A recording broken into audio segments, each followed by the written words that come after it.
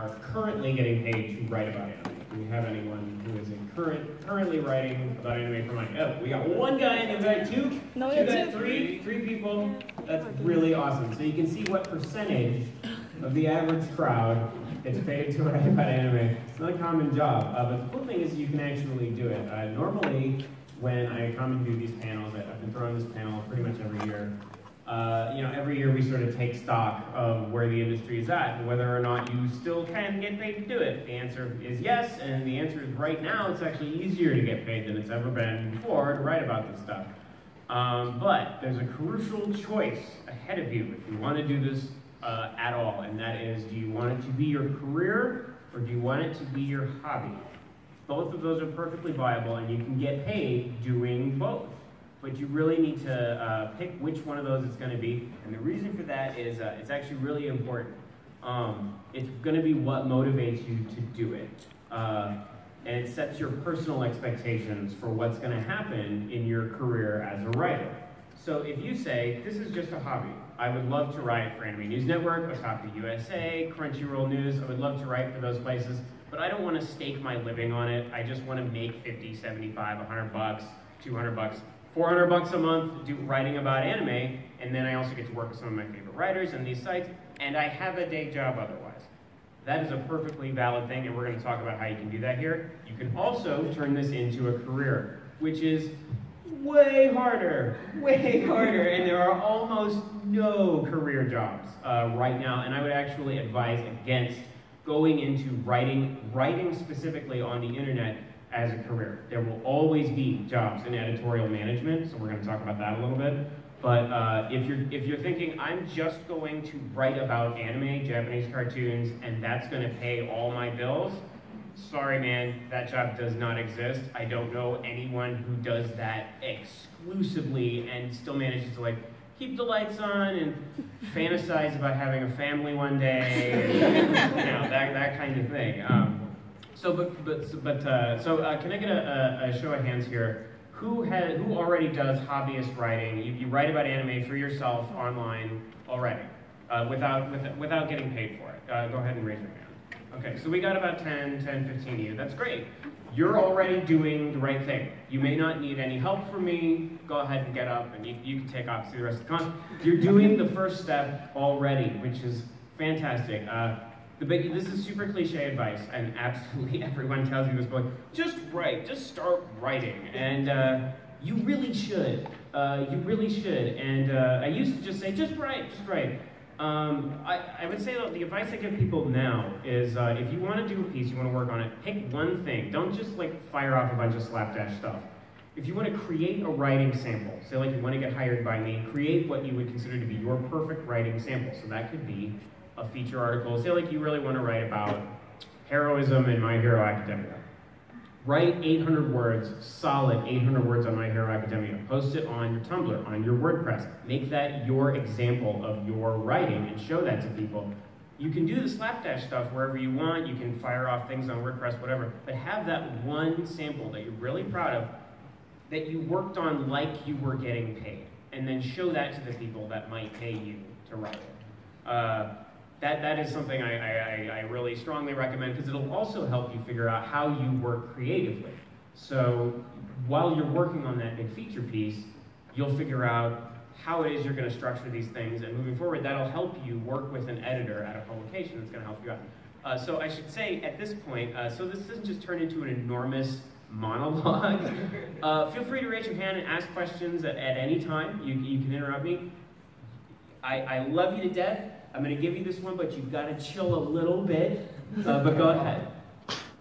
Yeah, how academic should I make the paper? Okay. I was thinking abstract, thesis statement, supporting the evidence, complete with a bibliography and stuff. Okay. Bibliography you don't need. Here's the bad news. Your academic writing might not help you at all getting a job writing about anime. I'm sorry. Academic writing is actually not what people buy. It's not what any publication buys. This might also break your heart. If you have ever sent anyone an English paper or a midterm or your dissertation, and I'm so sorry about that one because I know you worked very hard on it, to try and get a job with Anime News Network or really any entertainment publication, they didn't read it. They did not read it. They thought about it. They were like, I should read that, and then they didn't. Because the problem is academic writing doesn't give me an idea of your personality at all. And your personality is what you're selling. I know that sounds like I'm encouraging you to be like a nostalgia critic style angry critic. Don't do that either, that's dead. If you come to an editor with a gimmick, with a, I'm the pissed off anime, yeah. Like histrionics, YouTube histrionics are kind of passe. And I don't know anyone who's hiring based on gimmick right now. So I would shelve that if that was your idea. What was that question again? I apologize. Format of, academic writing. Okay, so academic writing doesn't give me a good idea of what your personality is. And since that's what you're selling, your writing really needs to shelve the idea of objectivity. So less thesis, abstract, and supporting evidence, and more just free flow stream of consciousness? You need all those things. You need a thesis statement, you need supporting evidence, you need all that stuff, but you better be able to write that in an entertaining, fun, captivating way that will, say a 17-year-old will click on it, understand, and enjoy. Understanding your audience is really, really important. And if you write an academic paper that puts people to sleep, it doesn't matter how great your point is, no one's going to want to read it. And part of your job as a writer right now in this field, I'm going to tell you, is to be entertaining. You better be entertaining. Funny, fun, insightful, all of those things. I would take a look, how many people in here, this isn't actually a super common thing, but how many people in here have either anime critics or film critics, media critics that they personally follow religiously, like read what they write religiously? Okay, yeah, so a fair number of hands. The reason you're responding to them is because enough of their person, you're getting to know them as a person.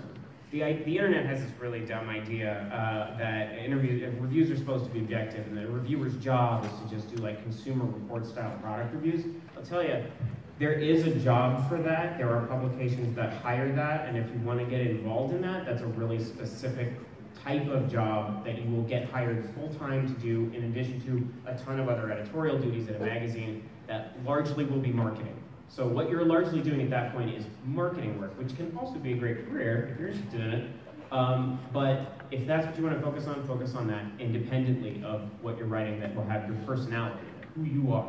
Because when you submit to me a writing sample, I want to know who you are. What makes you cry? What makes you laugh? I want your raw human response, because this is art. We're talking about art. Nerds have a tendency to categorize things and put them in boxes, and so you wind up with this sort of like grid-like structure of how you're supposed to talk about anime. But I'll tell you, that's not what the internet buys. That's largely not what you're reading. What you're reading is someone's emotional reaction to what they saw. They're just articulating it in a way that means something to you. So if you think about your reviews in this way, you're going to wind up connecting with your audience a lot faster. Someone like me is going to want to hire you because that's what you want to do. You want to develop that connection with your audience. So yeah, that's an important thing. Right there in the middle. What kind of pieces would be best? Like, for example, you mentioned the heroism in right. My Hero. Would it be better to do stuff that kind of focuses on something like that, or would it be better to do, say, like an overall review of a series, or like an episodic review, reviewing each episode down the line? Well, if you're going to be writing about anime for as a career or as a hobby, you will be doing all of that, all of it. You should be open to doing all of that. And if you want to be a professional writer, you have to keep an open mind about what you want to write and be open to any kind of assignment. Take on anything. Even if it's like, I don't know if I can handle, so Anime News Network has a giant daily streaming reviews program. We review 23 shows per week. Every week we have 23 individual episode reviews up. We've hired writers who are like, I don't know if I can handle that. They rose to the challenge, and now they're loving it. Well, loving is a strong word.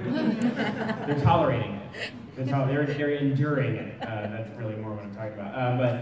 If you challenge yourself like that, it also makes you more versatile. And so people like me will hire you because I can also count on you to do anything. So if I throw you, hey, I need 1,000 words on why they waited too long on Attack on Titan Season 2 and why the hype is dead now. Like, I need 1,000 words on it. If you're like, yep, I can do it. And then also, and this is where your obsession with anime comes in, the more knowledgeable and obsessed you are, the better off you are. Absolutely, but you have to be able to translate that obsession into personable, likable, relatable, friendly writing that people can get into. What's that? Go ahead. I'm assuming keep vulgarity down to a minimum, if not at all. Depends on what you're writing about. Yeah, absolutely. You know what? Yeah, you're right. I would say, like, because I want to stay open to, like, personal style. Like, if somebody has a style, I wouldn't want to say, like, you know, don't swear a lot.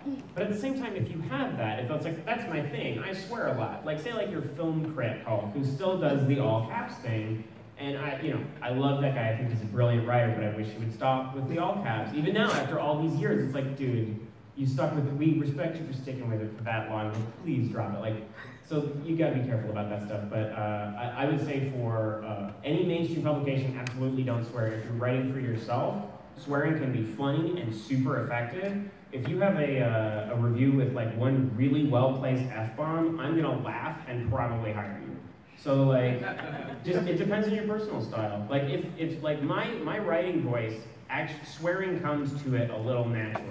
So I let it happen sometimes, and generally the audience doesn't complain. So you just gotta see where your flow is. Your editor will also tell you what he wants.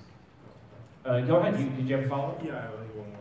I'm also assuming it matters on, like, based on what you're writing on. Like if it's something like normal, like for like children as well, it's like kind of don't swear because most likely the people reading it are not. Yeah, keep your audience in mind. Absolutely. Like I wrote a review of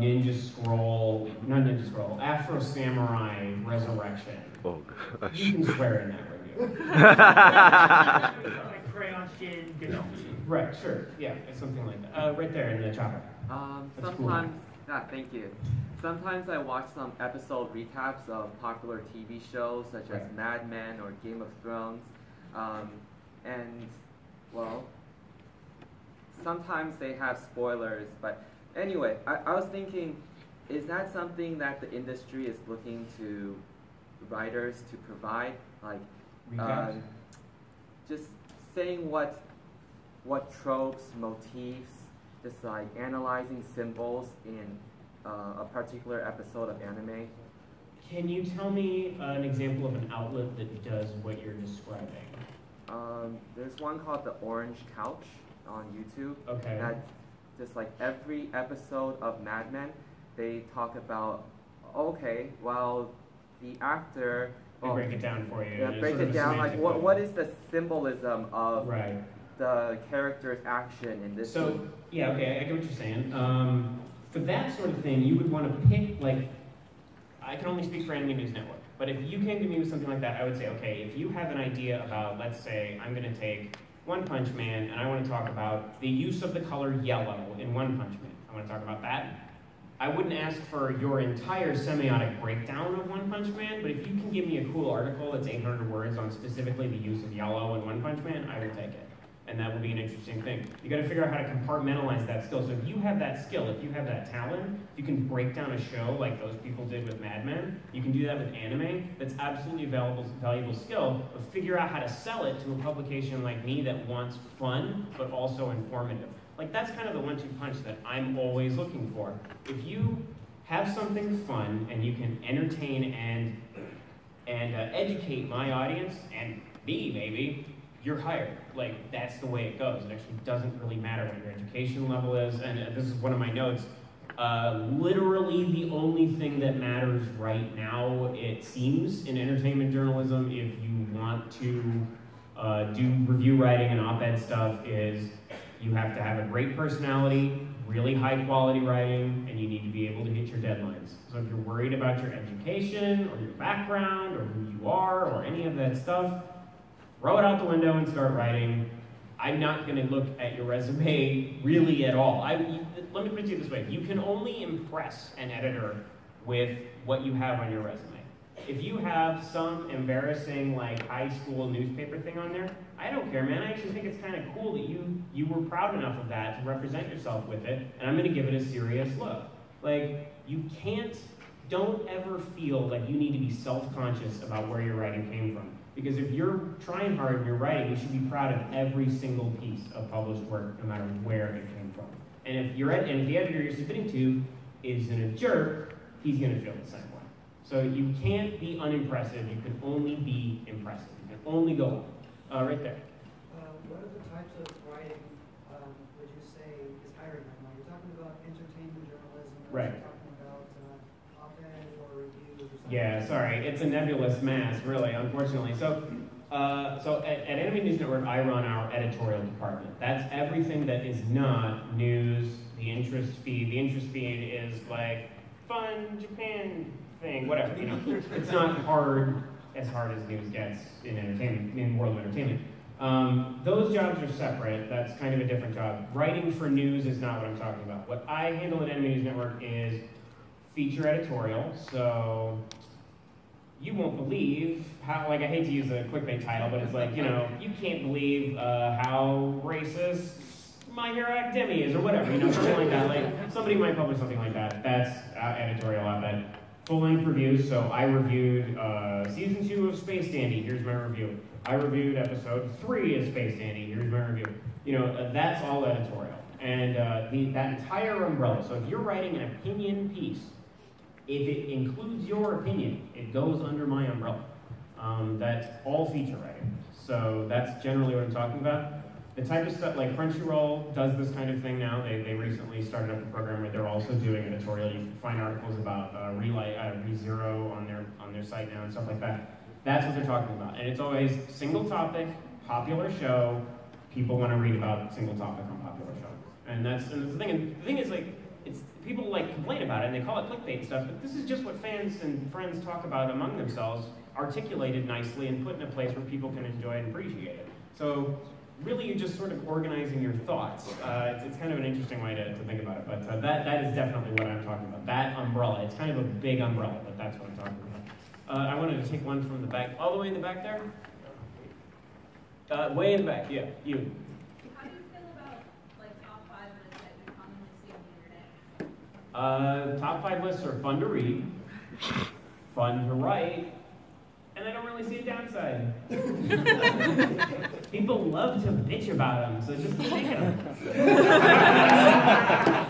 We have a list every week on ANN. I love it. I love coming up with stuff for it. I don't see why people. Yeah, it's cool. Yeah, you know what? If you come to like, seriously, you send me an email with 10 top 5 lists or 10 top 10s, and I like 2 of them, and you're a decent writer, you just got hired by me to write. Like, that's how it goes. That's how it goes, man. Top 10 lists are great. Right here. What would you say about, like, I've seen a few articles already, and let's say I want to write about something of a debate, like in a battle between Naruto and Ichigo, who would win? How would that work in terms of, like, writing? Okay, so that kind of content, that you need to pay attention to you should pay attention to what the publication publishes. So, like, I used to work for, does anybody remember Wizard magazine? Yes. And there are plenty of you. I used to work there for an anime publication they had called Anime Insider magazine. We read stuff like that all the time. That was aimed more at 12, 13-year-olds, a younger audience. There's definitely an audience for that. A lot of that is actually print now. There are occasions, like if you walk into a Barnes & Noble, there's going to be some kind of, like Beckett still has a couple of anime publications, things like that. You want to find things that are aimed younger than Anime News Network, or even Otaku USA, they don't publish things like that.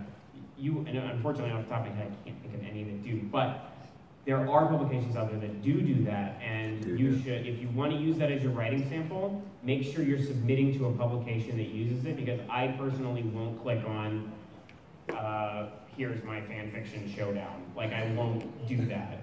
It could be an interesting art, like, who would win in a fight, Goku versus Luffy? If you had a science angle on that was like numbers, like, well, it turns out if we calculate the Luffy can punch with a force of 21 tons or whatever, then it's kind of got a fun Facebooky science angle to it. Then maybe okay. But if it's just like, here's my opinion on these two characters against each other, that's definitely for a youth publication. But give it a shot. Just make sure you're tailoring it to that youth publication. Go ahead. Well, I had a follow-up. It's like, my idea was to do basic research while watching the show and getting an idea about like maybe a character's certain skills, so that you can kind of focus on it through what the original content is showing rather than your own opinion. So that way sure. Yeah, you know what? For something like that's like a pretty basic feature article. It's a good idea for a feature. When you pitch that, make sure you pitch it avoiding the fan fiction angle as hard as you can. So pitch it as just facts. And then, yes, someone like me might say yes to something like that at a non-kid-friendly publication. You know, so yeah, totally. Right there. I write for a newspaper, and we write an Associated Press style. Congratulations. As an editor, do you look for a specific style? Or, yes. Yeah. I look for competence and personality, and flow is a big thing. I like people who write like people talk. So when you read it, it's fun and snappy, and you can read it aloud in your head. You can hear that person talking to you when you're, I like that kind of thing. So it's halfway between informal personal blog and AP. It's this sort of internet middle that we've sort of arrived at, that half the internet is written like this, the indie club's written like that, half the indie club's written like that. That's kind of what we go for. I like to take it all the way up to using I a lot. Like if you use the word I a lot, I might not publish it. But there's like a percentage of, I haven't figured out what the exact percentage is. It's got to be in there somewhere. I'm sorry, that's a horribly confusing and long answer, but hopefully you got an idea of what it is we're kind of looking for. Right here in front. Here you go. Yeah. What about like more personal stories? Like if someone has like a inside story about working in the industry, that. Oh yeah. No, we definitely want that. We tried to turn that into a column called Tales of the Industry at Anime News Network. That made everybody very nervous, and we had people who were willing to share like tons of stories and stuff, but it turned out that like I swear this is not tooting my own horn. It's just that the industry does read Anime News Network, and so we have to be like if we're sort of telling tales out of school and that employee's parent company is reading our site, it's not really a well thought out sort of a thing. If you're far enough away from the industry and it doesn't matter anymore, and you just want to tell your stories of the time you worked in the anime industry, man, we are so open to that stuff. Like, we love that so much. We'll always take that content, but we don't, we try not to damage anybody's career, and we always sort of go based on what they want to say and what they don't want to say. But if you can get narratives like that, if you're a writer who can go to an animator and get his story, oh man, I will hire you all day and all night. You mentioned that I shouldn't make things too academic. Right. Comment. How do I make something like, say, I was thinking of doing a paper on analysis of religion in Torah Marxist Index, bringing up stuff like Hidokadori, Amakatsu, religious persecution, and stuff like that. How do I make that entertaining for an audience? You're going to have to figure that out. So what I would do, if I were you, is go on sites where you like the writing, but you know it's not academic writing. Get an idea and a feel for their tone and the way that they're writing, and try to, not necessarily mimic it, but try to figure out a way where your voice can adapt that voice just a little bit. Just adapt a little bit of casualness in your tone, and you might find it opens up a lot. And give yourself a lot of time to work that muscle, because everybody's writing voice is unique to them, and there's nothing, like, there's no subjective good or bad writing style. Everybody has a personal subjective idea about it. So give yourself time to flex that muscle and figure out exactly, you know, how and what you want to write. So yeah, go look at things you like and practice. That's the thing. Right here in front. How does journalistic integrity play into anime news journalism? Journalistic integrity. Well, first of all, let me get to that in a second, but let me bring up Jacob Chapman, my fiance and the associate editor of Anime News Network.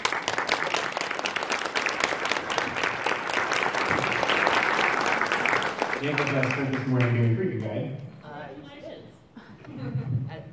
don't think that was live, so just share mine. Is that not live? Yeah, it can be. Hey, okay. Okay, journalistic integrity. So here's the thing with that. What you have to do is built a gigantic wall between you and the people who make content. And it's not an adversarial relationship. It is, we both understand each other, and I'm not going to do X, Y, and Z, and you're not going to do X, Y, and Z, and you're not going to ask me to do X, Y, and Z. You have to manage those relationships. And there's a hard line from you, like the publisher, the company, the content does not ever in any way, shape, or form dictate the opinion at all. As an editor, it's my job to maintain and watch the integrity of my writers. Make sure I have to maintain an eye on their relationship with the brands that we cover, with all of that stuff. It's actually a lot of diligence just to make sure no one's on the take. And the thing is, like, no one's ever on the take, but really, they're not. You have to avoid the appearance of being, there is no take. Yeah, there is no take to take. You have to avoid the appearance of it. And so what that means is if you go interview Funimation and they offer you a bunch of shit in exchange for whatever positive coverage, this doesn't happen, by the way. It doesn't happen. You just say no to those offers that never come.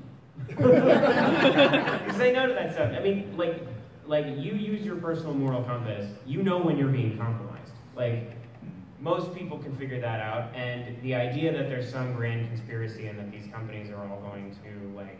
Well, native advertising. Yeah, like, and native advertising, like, okay, so most publications that you work for, like, I do not communicate with our advertising office at all. Anime News Network has advertorial on it. I don't know who those writers are. You likely will not have anything to do with the marketing side of the site that you work for.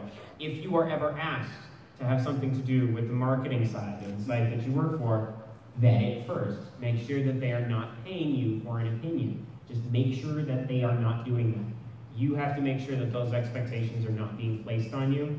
You have to say no every time. Thankfully, you will rarely ever be asked to do that. I will say one thing. If you do want to work in this industry, being honest is really important, and these companies will respect you for being honest. They won't respect you for being an asshole. Pardon my French. If there's a way to talk about this stuff negatively and criticizing it fairly for what it is, without getting personal with the people who made it, without getting personal with the company that released it, they remember that stuff, they don't like it, it's not necessary to get your point across. Bash it, like calling the staff of a show straight up dumb, or like they don't know what they're doing or whatever, like, don't do that. I just don't do it. It won't help you. I'm not saying you have to be nice. I'm saying you need to find another way to phrase that. Say, like, there must have been some serious creative challenges on this show because it really didn't turn out. And just try not to turn it into a judgment on the people who made it. Right. Don't do that. Yeah. It's like talk about the content rather than the people. If you have to talk about the motivations of the people because it's integral to talking about the content, talk about it as if you should. I think as a critic, it's good to try to believe in the best possible version of the product that you're enjoying. So, like, yeah, a good way to avoid like the bashing sort of feeling is to try not to talk about people personally, and then if you absolutely must, talk about things in a way that is hopeful. Like, think of it as being like a friend or a teacher or something like that, where I really wanted to see this from this thing, or I really hope that this person's motivation for this came through, but I don't think it did, that kind of thing. So if you come across like you wanted them to fail, yeah, the odds that they will, so like if you go after like an artist, and this is, I know it feels like a giant monolithic thing, or it's like a faraway, distant Japanese person or whatever, it ain't. Those guys are here, and they likely read what you wrote. And I'm not saying that just from us, like that's reasonable to expect from an Anime News Network perspective. Maybe they have seen what we published. But they have assistants that check Google alerts, that people look at the reviews. I'm not saying that it's guaranteed, I'm just saying you're better off if you've been polite, a little polite, yeah. and not made them feel like you were out to get them. Then, down the road you won't be like denied access. Like that creator won't refuse to speak to you because you were a dick to him about a show he made 5 years ago. Because he'll remember that. So it helps. You may forget it before. I've had it happen. That they remembered that. Yesterday I interviewed Shoji Kawamori, and I got to talk to him for like 15 minutes about Earth Maiden, Arjuna, his crazy-ass show from 2001. It was wonderful, and I never... I was really hard on that show in a recent podcast, but I tried not to take it to Calamari personally, and, it went okay. Yeah, you in the cosplay. Are you in cosplay? Yeah. Picking up on the point about podcasting, apart from ANNcast, would Anime News Network be open to hosting other independent podcasters? No. I'm sorry, I apologize, but the podcast revolution didn't happen. It seemed like it would, but there is absolutely no money to be made on or around podcasts, and they also don't do enough traffic to make it worthwhile. What would wind up happening, as much as I might love your show, we're just paying to host it. Like, that's what would happen. So unfortunately, it's a hard no on podcasts. Like, I wish that maybe there was more we could do, but Ancast is like kind of all the site can really handle. Maybe I'll hire you to host Ancast. I'm getting burned out. Right here in the green. Yeah. So what is the etiquette for sending out resumes and writing Right. samples? Like, how long do I wait to send out my writing sample to Crunchyroll after I send to you? Great question. That's a really good question. Okay, so this is really important. First impression, best impression. Super cliche advice, but it is super important. Double check your cover letter for typos. Just check it. Just a little advice. Me to you. Check it for typos. Try not to get too precious or clever in your cover letter. I of all people, appreciate a down-to-earth, casual, relaxed manner. But if you're like, hey bro, just slinging this away, thought you might like it. I'm like, dude, okay. If you're gonna come at me like Captain Tryhard, I'm gonna have some trouble. But the thing is, no matter how corny-ass your cover letter is, I am gonna check your writing samples, because that's what any good editor is gonna do, is he's gonna check your writing samples. Your cover letter, you should try to make it good. You should try to make it polite. You should try to tailor it to the company that you're hiring for. Get an idea of who the person doing the hiring there is. Right now you have an idea of who I am. You can tailor it to me. You can tailor it to, I think Miles is doing their editorial hiring over at Crunchyroll, so you can look at his Twitter. Actually, no, he's not doing the hiring. Erase what I just said.